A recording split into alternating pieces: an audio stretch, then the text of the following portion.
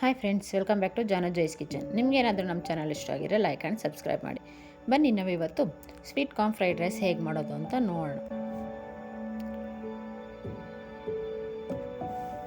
ಮೊದಲಿಗೆ ಒಂದು ಪ್ಯಾನ್ ಇಡಿ. ಪ್ಯಾನ್ಗೆ 2 ಸ್ಪೂನ್ ಎಣ್ಣೆ ಹಾಕಿ, ಎಣ್ಣೆ ಕಾಯ್ದಮೇಲೆ ಸಣ್ಣಗೆ ಉದ್ದಕ್ಕೆ ಕಟ್ ಮಾಡಿರೋ ಒಂದು ಈರುಳ್ಳಿ ಸೇರಿಸಿ ಗೋಲ್ಡನ್ ಬ್ರೌನ್ ಆಗೋವರೆಗೂ ಫ್ರೈ ಮಾಡ್ಕೊಳ್ಳಿ. ಈಗ ಇದಕ್ಕೆ ಖಾರಕ್ಕೆ ಎಷ್ಟು ಬೇಕೋ ಅಷ್ಟು ಹಸಿಮೆಣಸಿನ್ಕಾಯಿ ಸೇರಿಸಿ,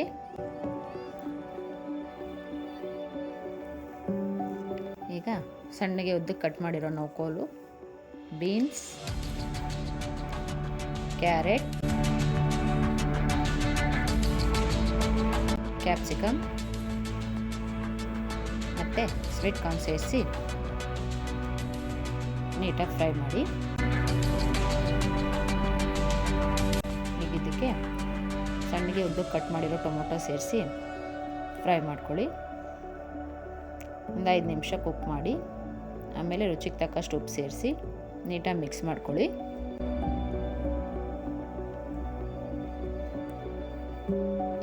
ಈಗ ಇದಕ್ಕೆ ಚಕ್ಕೆ ಲವಂಗನ ಪೌಡ್ರ್ ಮಾಡಿಕೊಂಡು ಒಂದು ಅರ್ಧ ಸ್ಪೂನ್ ಸೇರಿಸಿ, ಮತ್ತು ಮೆಣಸು ಪೌಡ್ರು ಸೇರಿಸಿ ಒಂದು ಅರ್ಧ ಸ್ಪೂನು ನೀಟಾಗಿ ಮಿಕ್ಸ್ ಮಾಡಿ.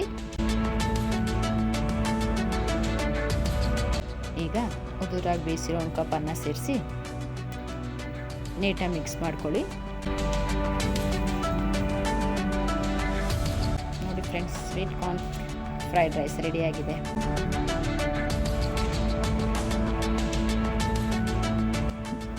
ಬನ್ನಿ ಟೇಸ್ಟ್ ಮಾಡೋಣ.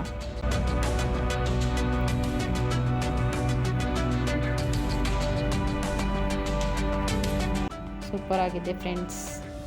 Thank you.